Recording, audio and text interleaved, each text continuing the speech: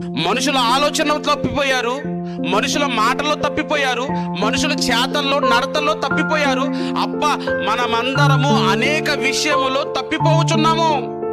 తప్పిపోతున్నాం. ఎవరి జీవితాలు బాగలేవు. మనం దూరం అయితే తట్టుకోలేడండి దేవుడు.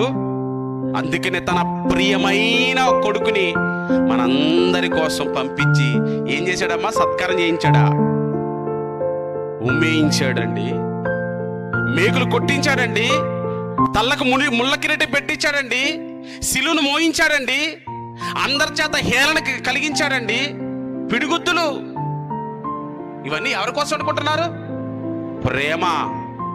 మనమంతా మారాలని ఆ రక్తాన్ని చూసైనా, ఆ శిలువ త్యాగాన్ని చూసైనా మనం మారాలని, మనసు మార్చుకోవాలని, ఓహో దేవుడు నా పాపాలు ఉన్నా, నేను మంచివాడిని కాకపోయినా, మంచిదాన్ని కాకపోయినా నన్ను రక్షించాలని ఒక రక్షకుడిని పంపించాడు. ఆ రక్షకుడు ద్వారా నా పాపాలు పోతాయి. నా పాపాలు పోవటం వల్ల నాకేముంటుంది? పరిశుద్ధత వస్తుంది.